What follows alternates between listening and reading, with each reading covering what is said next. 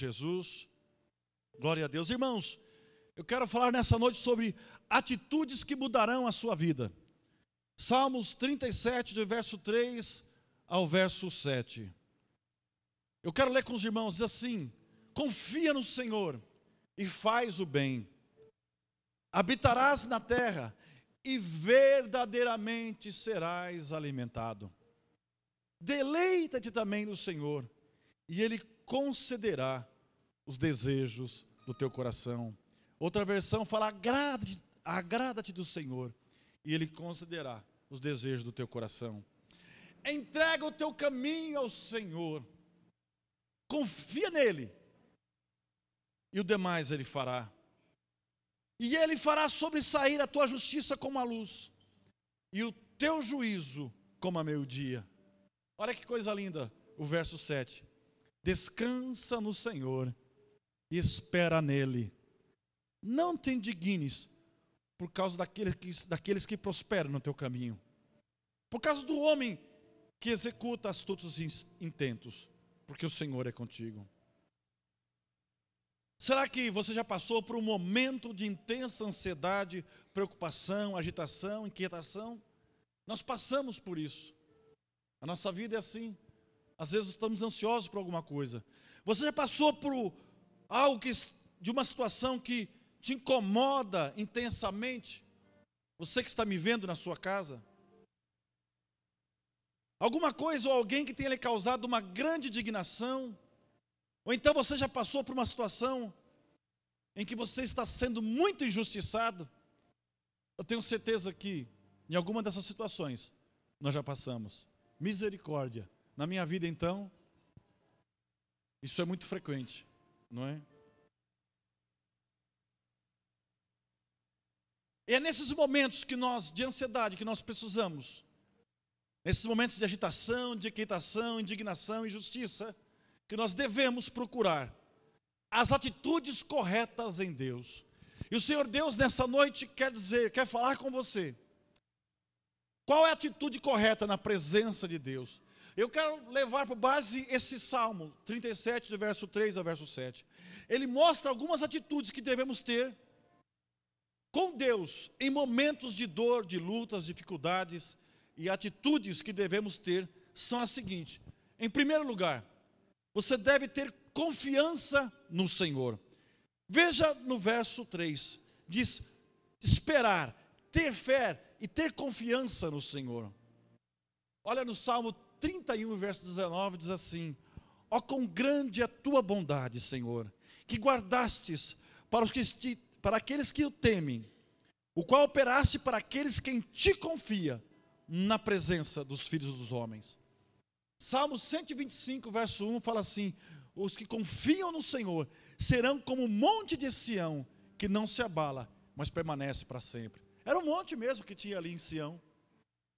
E o salmista, ele mostra o monte, diz: aqueles que confiam no Senhor serão como aquele monte. Como se alguém dissesse hoje: será como o morro de Ipanema, que nós temos aqui perto, na cidade de Iperó.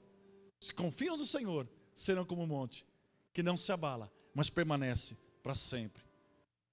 Eu não sei qual é o teu desespero, qual é a tua ansiedade, mas em Provérbios capítulo 3, versos 5 ao verso 6, diz assim: confia no Senhor de todo o teu coração, e não te estribes, ou seja, não se firme no teu próprio entendimento.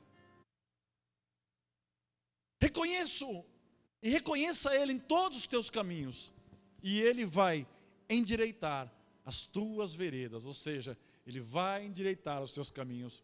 Como têm sido os teus caminhos? Pastor, está uma bagunça, está difícil. O Espírito Santo fala nessa noite que Ele vai endireitar a tua vida. O fato é que muitas vezes nós não confiamos em Deus, por não conhecê-lo como Pai amoroso, bondoso e soberano. Às vezes nos é apresentado um Deus que está sentado num trono, e que se você errar, Ele vai te arrebentar. Esse Deus eu conheci ainda na minha infância, por uma questão muito religiosa. Às vezes pelo zelo, excesso de zelo, nós não conhecemos, não conseguimos alcançar a bondade e a misericórdia de Deus. Tem pessoas que estão se penitenciando em razão de uma religião, em razão de uma placa de igreja e não conseguem entender que o maior sacrifício Jesus fez na cruz do Calvário pelas nossas vidas. E nós somos salvos pela graça, ou seja, pelo favor não merecido de Deus. Não vem de nós.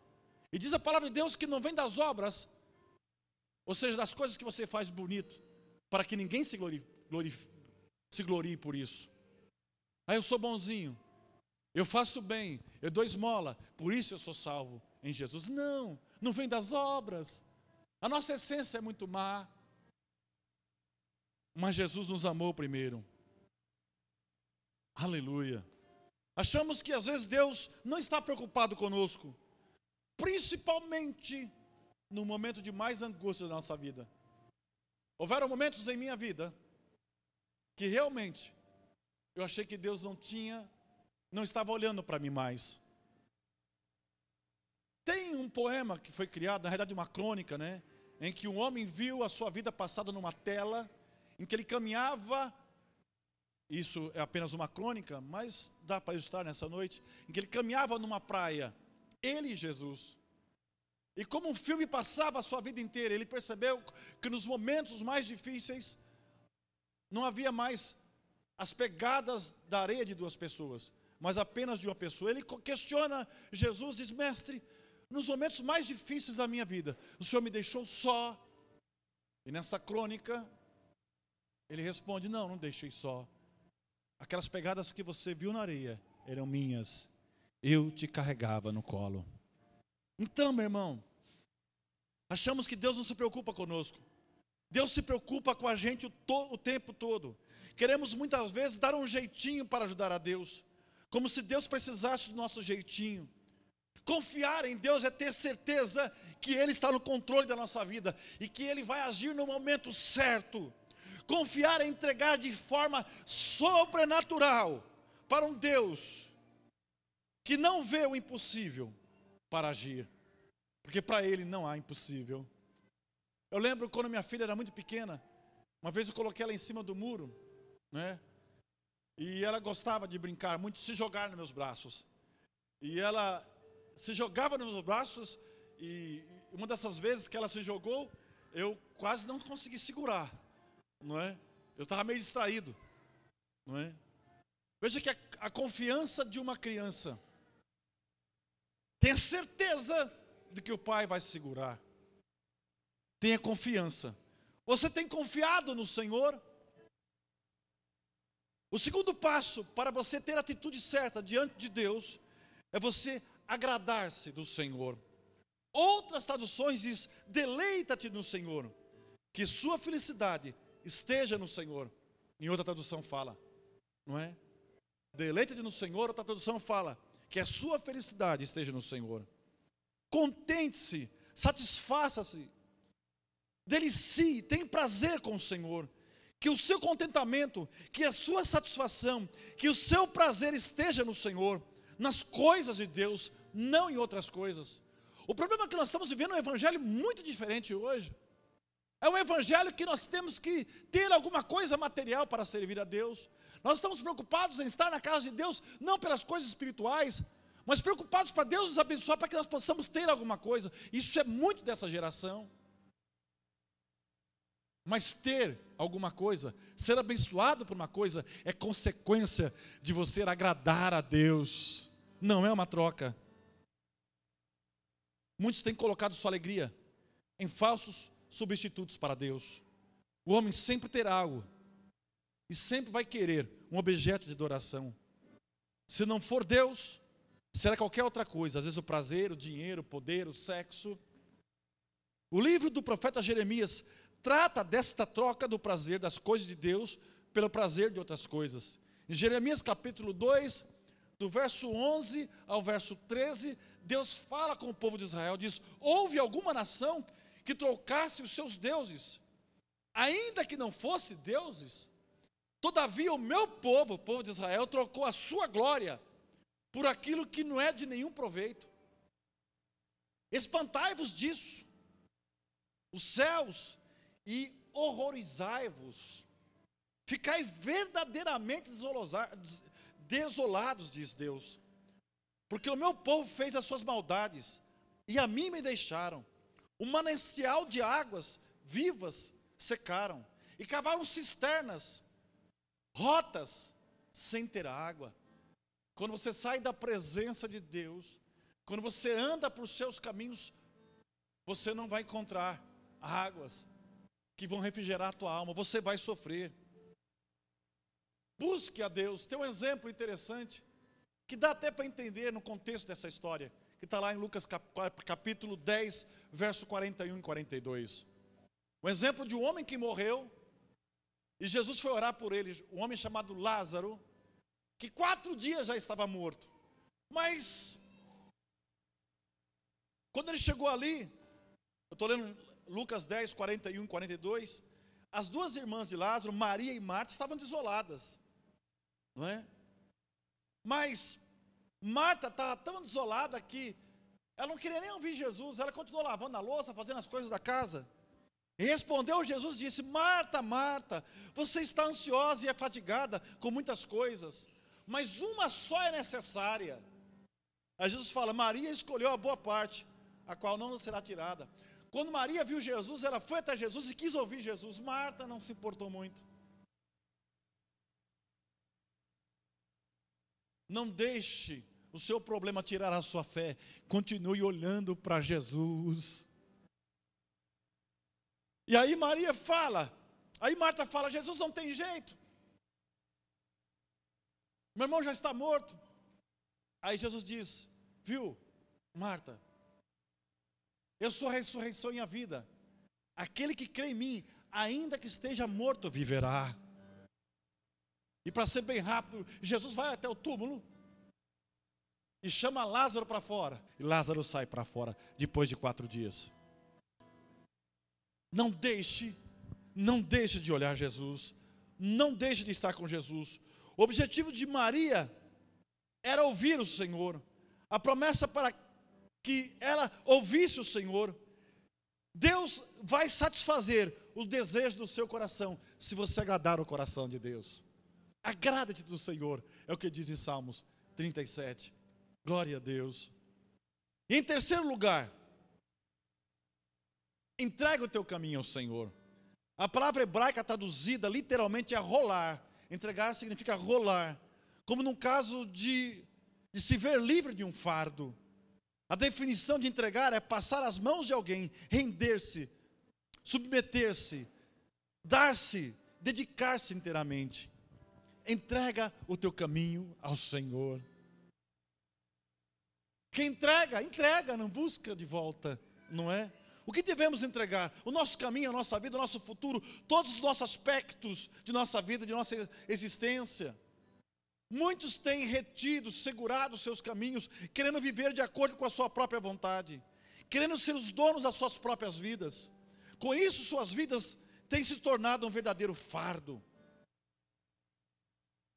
Ao exemplo de Saulo, que depois se transformou em apóstolo Paulo, mas ele era Saulo, ele era um dos perseguidores dos cristãos. Ele estava lá no caminho de Damasco, em Atos capítulo 26, verso 14.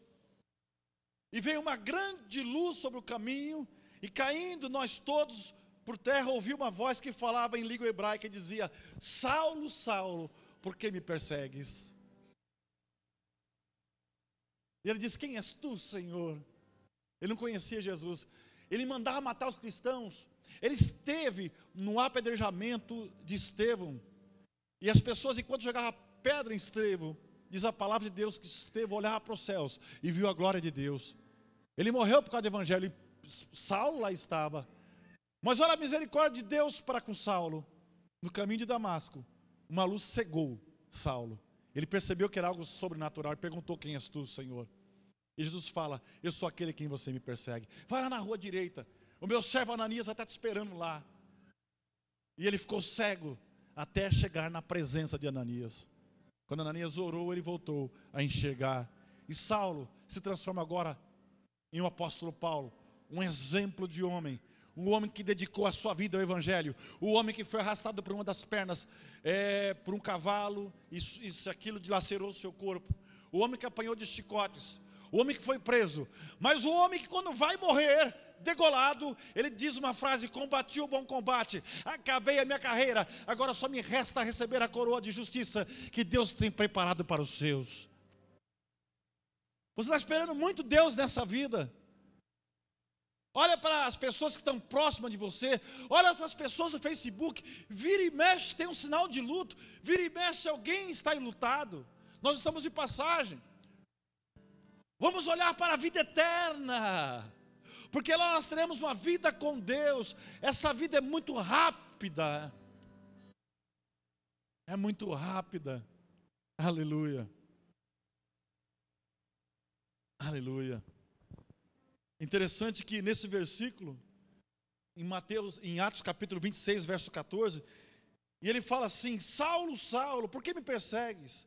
Dura coisa te é recalcitrar, ou seja, desobedecer, resistir, teimar contra os arguilhões. Sabe o que é arguilhão? Uma peça de ferro, pontiaguda, encaixada numa vara comprida, usada para condutores de carro de boi, para disciplinar os bois. Se fosse na linguagem de hoje, o Senhor diria para ele: duro é você dar socos em ponta de faca. Mais ou menos assim. Às vezes nós queremos andar por nós mesmos, né? Vamos dar murro em ponta de faca. A coisa não vai dar certo. E Paulo recusava entregar os seus caminhos ao Senhor.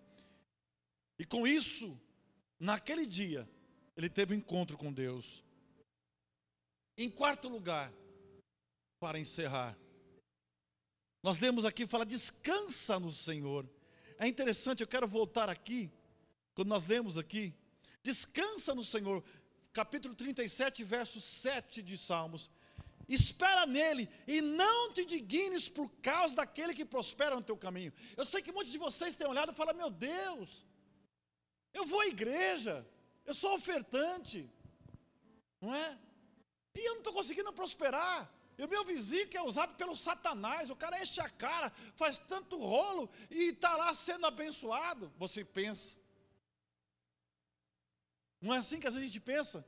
E aqui fala assim: descansa no Senhor, espera nele, e não te dignes por causa daqueles que prosperam no teu caminho, por causa do homem que executa astutos intentos. Eu vou dizer uma coisa para você.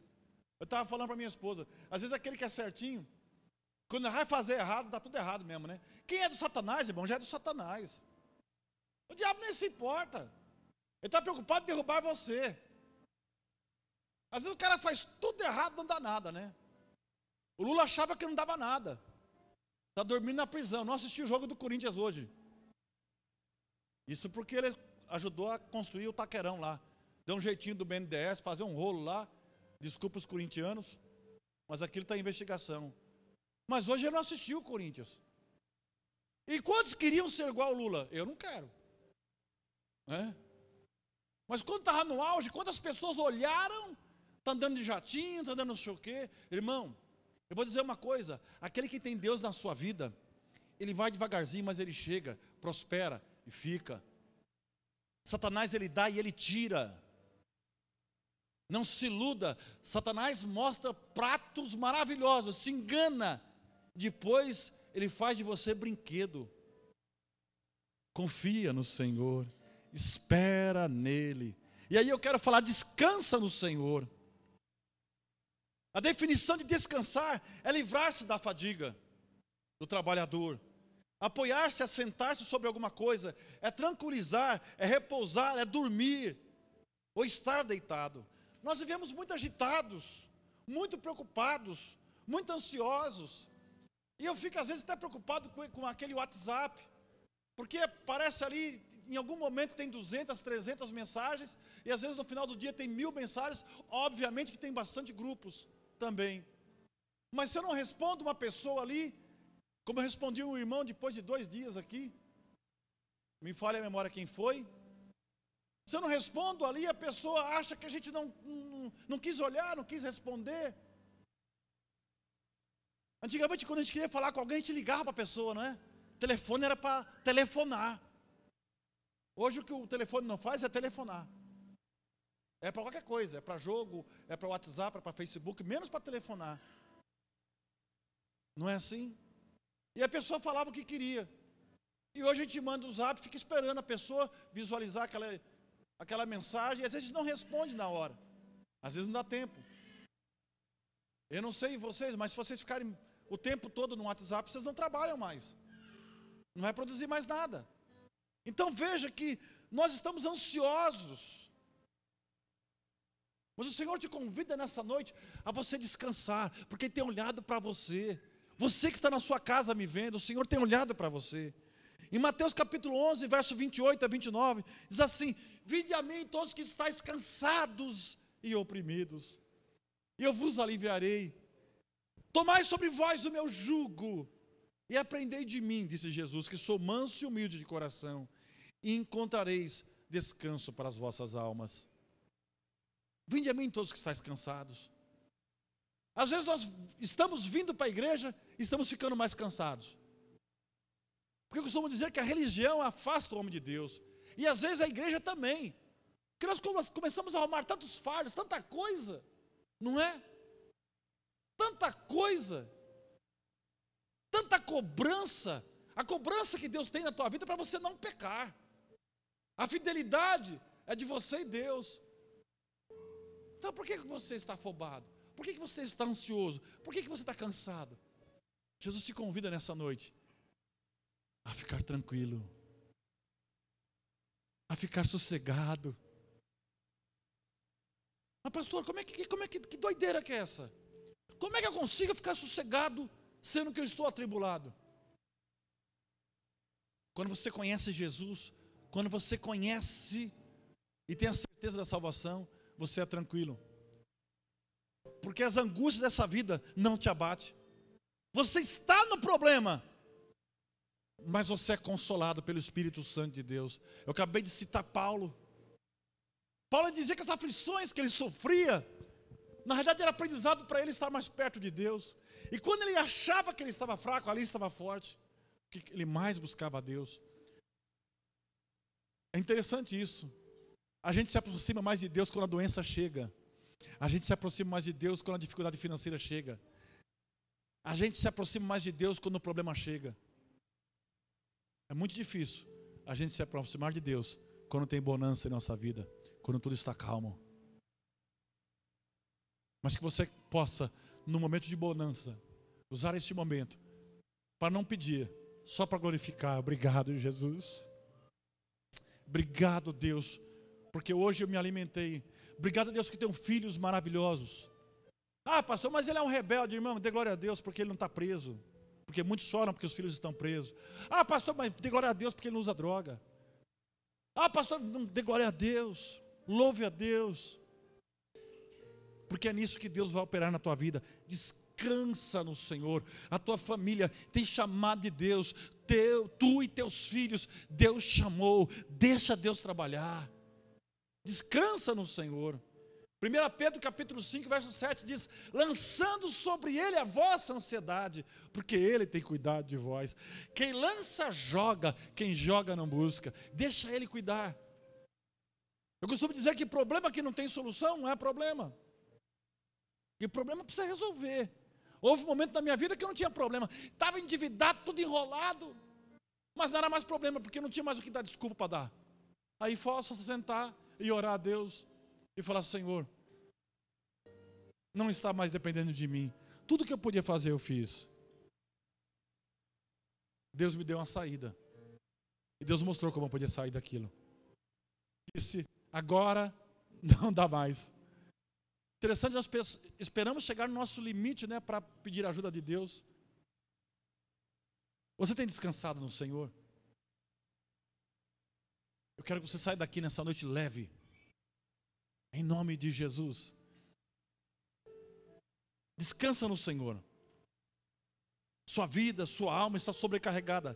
Tantas coisas. E para encerrar, espera no Senhor. Definição de esperar: aguardar, contar com alguma coisa, ter esperança, confiar.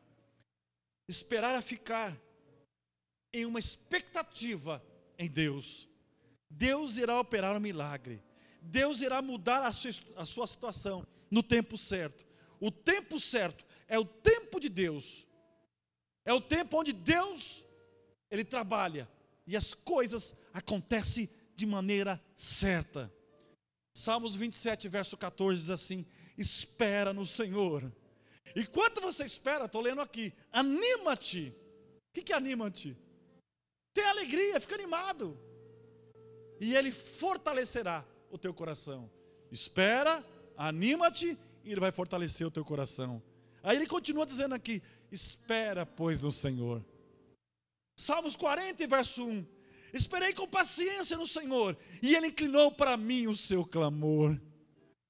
Eu vou dizer uma coisa, tem um versículo na Bíblia que diz assim, que o choro pode durar uma noite inteira.